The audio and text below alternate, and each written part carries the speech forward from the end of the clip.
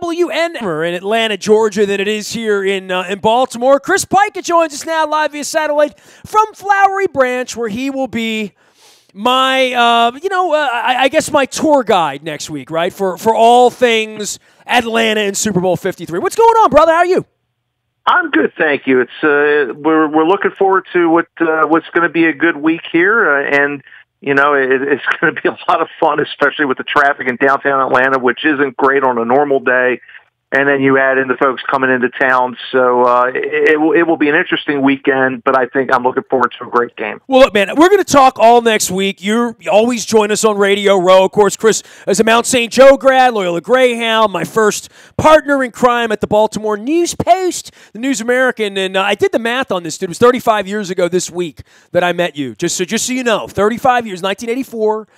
It was January 11th, 1984, if you're keeping track. So that is the official friend-iversary we have after 35 years. And the Super Bowl comes back to Atlanta, and here comes Tom Brady again. And and here come the Rams again, by the way. I hope the weather doesn't come back from 20 years ago, and I'm sure that's brought up all week. But the Tom Brady-ification and the Belichick-ification and the Kraftification of the Super Bowl in a year where they weren't supposed to be there. This was the year they were absolutely going to take a step back. This is one of the most amazing stories in modern sports, and it keeps unfolding where every year I come and sit next to you and we're like, yep, he's here again. Yeah, it's funny. The Super Bowl Sunday will be the 18th anniversary of Super Bowl 36, which was my first Super Bowl. Rams and Patriots in the Superdome in one of the great games of all time. The Rams were considered potentially a dynasty in their own right, the greatest show on turf. And I stood under the goalpost with former Bengals PR director Jack Brennan as Adam Vinatieri's late second field goal passed over us to give the Patriots a improbable win over what was considered one of the great offensive teams in league history. And now looking back on it, this will be my 17th Super Bowl coming up, and 9 of those have involved the Patriots. And so you get a little tired of seeing Brady and Belichick, but much like I worked the national championship game in college football every year, and I've seen the Alabama dynasty of recent years under Nick Saban, say what you will about the Patriots, whether you like them, don't like them, hate them. This is greatness in a form. We are seeing the greatest team of a generation, and probably the greatest coach-quarterback combination ever in the history of the pro game. So, yeah, I mean, it's he maybe gets tired of seeing the Patriots, but, if you like greatness and seeing, guys just overcome everything and find ways to win with different players, especially in a salary cap era. This has been an incredible run by New England. Well, I was going to say in any era, if you go back to, the Celtics a million years ago, or, the Yankees of the 50s and 60s, Yankees of the whole century, they always had more money. They always had more resources. You've seen that with, premiership teams and whatnot, that the money sort of dictates it. The NFL has cut that out over the last 30 years to make sure this didn't happen, quite frankly, right? The NFL and the big picture doesn't think this is particularly good for business. They want everybody to come to the Super Bowl, not the same team 9 out of 18 years. So this was not supposed to happen. Matter of fact, all the rules are set up so it doesn't happen. They pick last every year, like literally, right? And they have the same amount of money as everyone else. This isn't supposed to happen. Well, it happens because you've got a coach who's a de facto general manager, Bill Belichick, who knows what types of players he wants. Tom Brady, like I said, arguably you've got to put him on the Mount Rushmore quarterbacks ever in the game. And he's taken below-market deals to stay in New England to give them some salary cap relief to help them get some players. And they just find guys who are not necessarily superstar players, but guys who are just willing to work and to buy into how the Patriots do business, because at the end of the day, if you join the Patriots and you keep your mouth shut and you learn from Belichick and his staff, longtime offensive line coach Dante Scarnecchia and others have been with him forever, that you're going to have an opportunity in the playoffs to play for a Super Bowl ring. And so people have bought into the Patriots' way of doing things there, and it's paid off for them. And listen, it's not for one of trying from the Chiefs. I thought Kansas City gave their best effort. I didn't think the moment was too big for Patrick Mahomes and the Chiefs, especially late in regulation when they had to come back to tie it.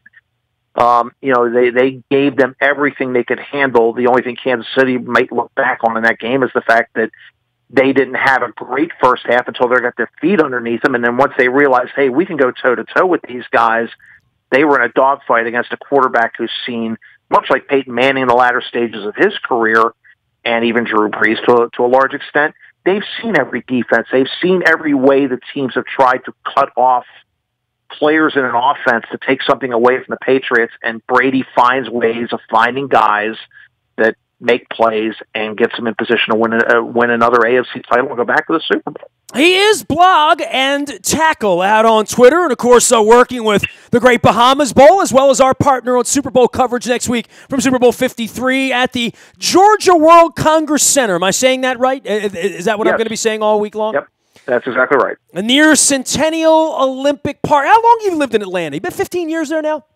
Not 15. It's been 12. It's getting up there.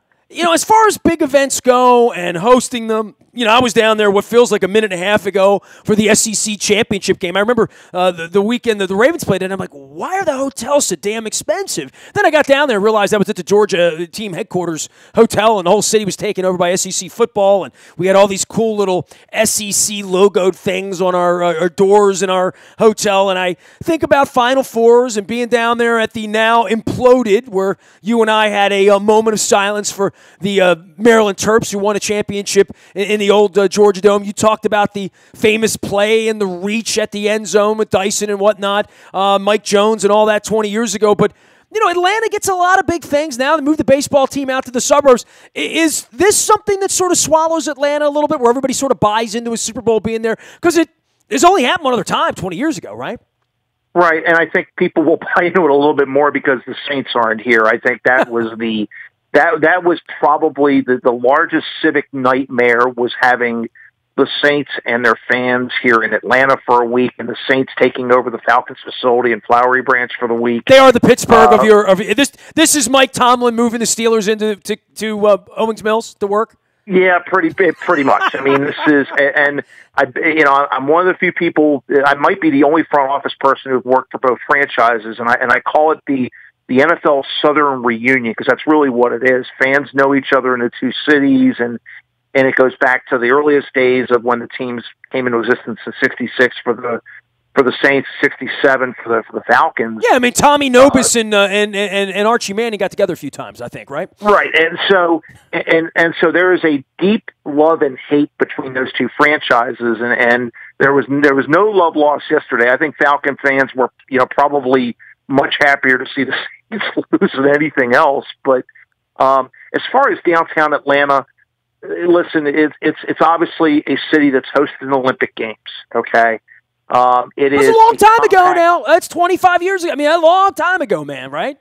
It is a long time ago, but that singular event changed Atlanta in a lot of ways. Atlanta was basically, I wouldn't say it was a sleepy southern town. It was a very progressive southern city, as opposed to maybe Birmingham that kind of laid back a little bit. Atlanta was a lot more aggressive and obviously had pro sports. Once the Olympics came through, it became an international destination. So you have a lot of people who live in the city of Atlanta who are not from Georgia. It's a lot more of a, you have a much different feel in Atlanta than you do in most southern cities. And so you've got a lot of people there who love sports of all kinds, and I think that fueled the success of Atlanta United, the soccer team that Arthur Blank brought into existence 2 years ago and won the MLS Cup this past year, and had to great success at the gate. I mean, when you're putting 70,000 in Mercedes-Benz Stadium for soccer, you're doing something right, but that tells you the kind of people who live in your market. The Falcons have always been sort of, it's been interesting. It's been, I don't know how much of a deep love of the Falcons there is. There's certainly a large group of people who love the Falcons, but in a lot of ways, it's still a college football city more than a pro city. And the fact that Georgia, I think more people here are more passionate about the University of Georgia and then to a lesser extent Georgia Tech than they probably are about the Falcons. I think a lot of people here are very passionate about the Braves. that you see in the area. And of course, you go back to that Olympics in '96, and you go back to the Bombay Centennial Olympic Park. This is a place that's also seen, some bad things happen, and that will certainly impact, and anything when you're talking about a level 1 national security event. That means streets are going to be closed in downtown Atlanta, as it is in every Super Bowl city, and Atlanta being compact in the downtown area, that's going to make for some hellacious traffic jams as you get into Thursday and Friday of game week. It will not be easy to get around, and public transit will be your best way to get from point A to B as you go. I was hoping to run some buses down there to Atlanta and sort of camp out somewhere on the northeast side and work the Super Bowl. Chris Pika joining us here. He is Blog and Tacky. He'll be our partner in crime next week, along with Luke Jones. We will be saddled up at the Georgia World Congress Center for 5 days and nights of nothing but hype for the Patriots and the Los Angeles Rams. Chris, the officiating. You worked in the league. You've worked outside the league. You work in PR. You work in, covering up these things after from coaches going nuts. And you were the guy standing next to Sean Payton after such a loss at various points with your time with the Falcons as well as during the Saints. I don't know how you have a lot of affinity for the Saints fans, and you spent a long time in New Orleans. I don't know how you make that right. I don't know how that's ever forgotten. And as I pointed out, Roger Goodell's already the most hated guy in New Orleans as well as in New England for various things. I don't know how you say my bad after a guy gets tackled with the Super Bowl on the line. It's a little bit of an unprecedented thing. Go back maybe Renfro, back in my day as an Oiler fan 40 years ago, but I haven't seen anything this egregious that, quite frankly, all next week the Rams are there, and I'm not sure the right team's there. I look at it two ways, and I stood on the sidelines next to, down on the sidelines with Jim Haslett, head coach, and you see how the coaches work the officials over the course of the game, and that happens in every sport. And there are two takes on this. One is the non-call was as bad as you will see, especially in a championship game situation. Okay, it's a missed call. It's a twice missed call in the sense that there was blatant pass interference to not allow the receiver an opportunity to get the ball. Secondly, in the area of player safety, it was a helmet-to-helmet hit on a defenseless receiver. That also should have been flagged. One of two ways the officials downfield missed that call. Now, under the current rules, there is no recourse for that. You miss it, that's it. And that's hard to swallow. I will also go back to earlier points. The Saints did not play well in the first half. They finally got their act together in the second half, much like the Chiefs did in the AFC Championship game. In that sequence of events, the Saints threw an incomplete pass on first down. They called a timeout prior to the second down play because they had problems with the line of scrimmage. Chances are, even with the non-pass interference, the Saints had chances to put this game away early, didn't, and they had chances to run another minute off the clock.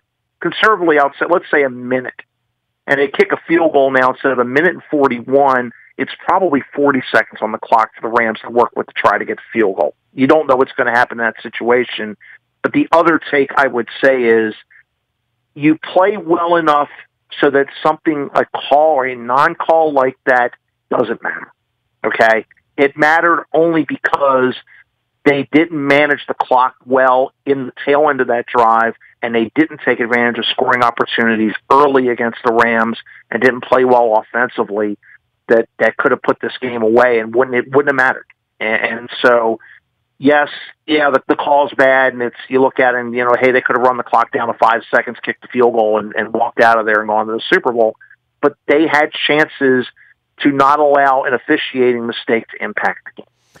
But the officiating mistake impacted the game, and it impacted the season at this point. It impacted the game, but you have to take it in the larger, and I say that as someone who's been on both sides. It was an incredibly egregious call. I mean, like it wasn't ticky tack, it wasn't hands up, it wasn't grab the jersey. It was clear. He was mauled. It was clear in that situation that the official missed two things. He missed the pass interference. It was a blatant he hit the receiver prior to the receiver being able to even make an attempt for the play, and he hit the receiver high. It's defense. Say what you want about the pass interference. If you want to say, hey, catchable, uncatchable, whatever, it's still a high hit on the defenseless receiver, something that the league has been very, very adamant they want called. They want the defenseless player rule, because of player safety and because of all of the stuff that they've taken, in the media and in other court cases and other about how the game's officiated or how the game is played safely. He hit the guy high. He hit a defenseless receiver high, and that should have been flagged. And the Saints would have had an opportunity to do that. So that's the way it is. But the Rams earned the victory. Let's not forget Drew Brees threw an interception in overtime with the ball with a chance to win. They didn't get it done. The Rams come down, kick the field goal, and win, and they earned it. So, St. Louis, wow. Let's try that again. Los Angeles. Dude, it took you 20 years to stop calling him L.A. the first time, right? I know. Wow.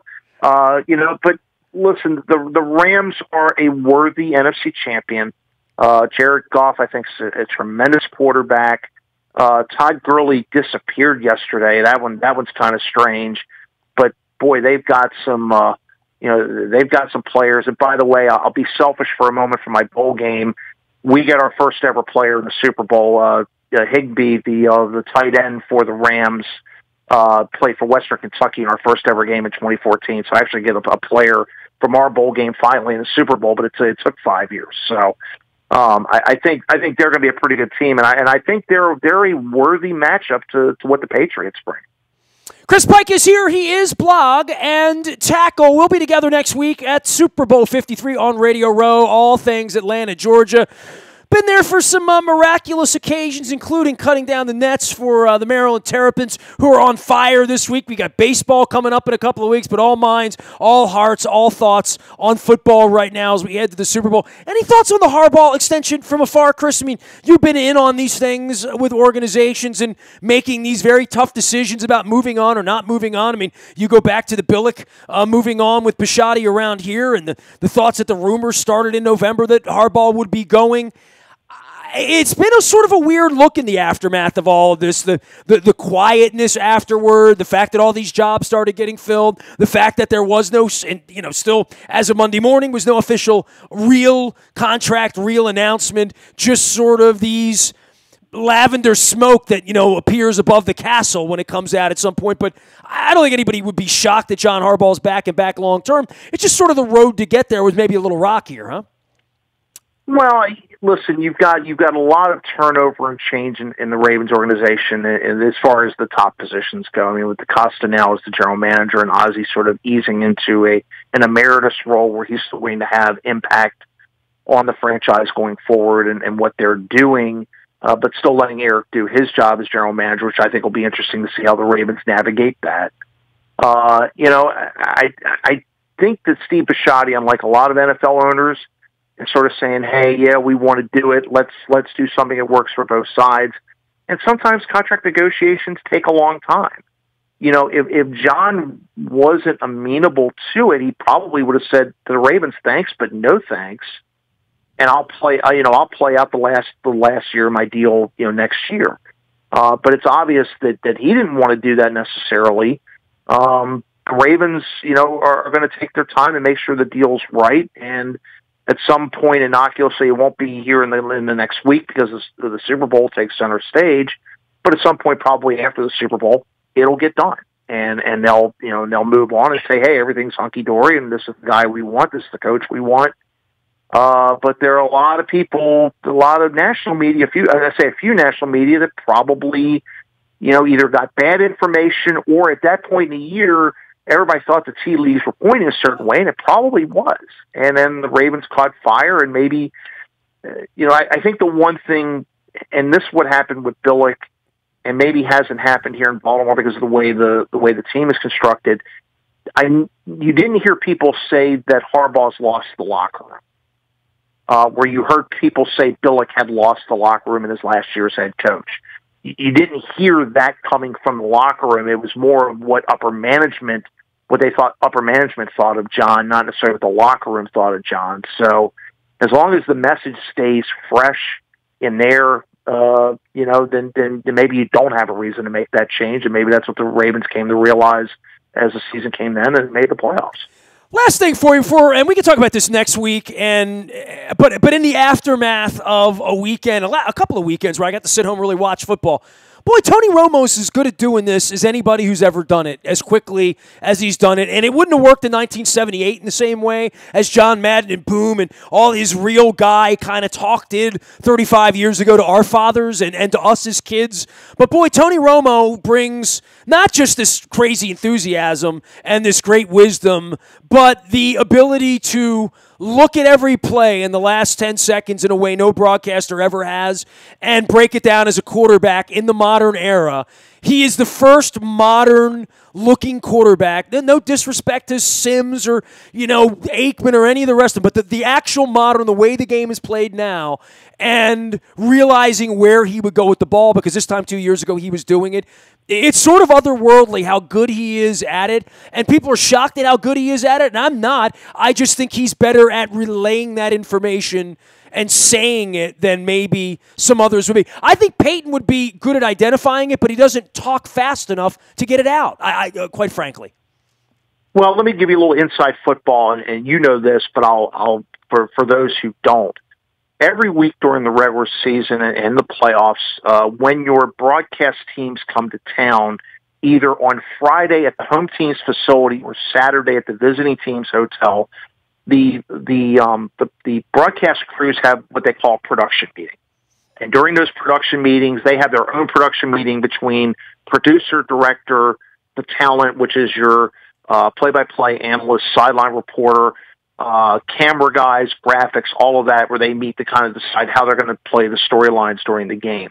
As part of those production meetings, producer, director, and talent sit with the head coach, most likely both coordinators, and at least 3 or 4 players from each team, depending. And depending on how high the crews are, they try to get at least the quarterback, the starting running back, somebody on the defense, maybe somebody else who's a huge story in that particular week. And as the Cowboys, being a team that's seen a lot of primetime action over the years, one of the top teams that have been ever seen in primetime is, the America's team, the highest rated. I think 9 of the top 10 highest rated regular season games are Cowboys games over the last 2 decades. Tony Romo is in those meetings every week, and he is in front of the top producers and directors in the NFL on television, whether that's CBS with the Nance crew, or Thursday Night Football, or Monday Night Football, or Sunday Night Football. And so you get an opportunity, basically it's almost like an audition, to see how well you can break down and talk about what your team does. And I'm sure Tony had the same type of enthusiasm in those meetings that he has there on air that you see now. The only thing that you have to teach, and what apparently comes to him somewhat naturally, is you have to be able to break it down in 20 seconds and then get ready for the next play and get out of the way and let your play-by-play guy do it. For those of us who remember Summerall Madden, Summerall was a man of economical speech and words during a broadcast. He was not someone who was very wordy. It was, I believe the call even in the catch game was Montana, Clark, touchdown. 3 words from your play-by-play guy. That's it. But part of that also was he was a football player, too. And I think broadcasters spend their whole lives trying to fill space. You know what I mean? Literally, right. I would be loquacious because I can't let a second stop because I've been in radio, and that would drive me crazy. Long pregnant pauses are an excuse to go away.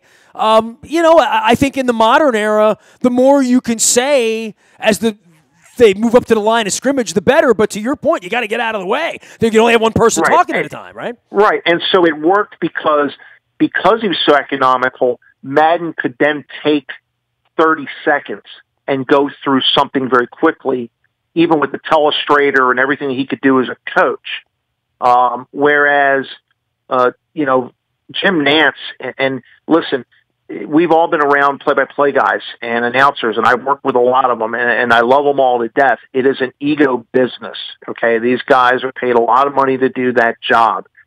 It takes a lot for any guy in a play-by-play job to basically step back and allow your color guy to shine. And Jim Nantz is one of the best at that that's ever been. And as good as Jim is with words and plays on words, he's an incredible play-by-play talent in football. He is smart enough to get out of the way and let his color guy do what he needs to do. It's much like Buck and Aikman. Aikman probably takes a little bit longer to make the point. Buck's probably a lot more like his dad, was maybe a little more economical with how he calls the game. But Nantz is smart enough to let Romo start in those moments and tee him up and give him opportunities to be successful.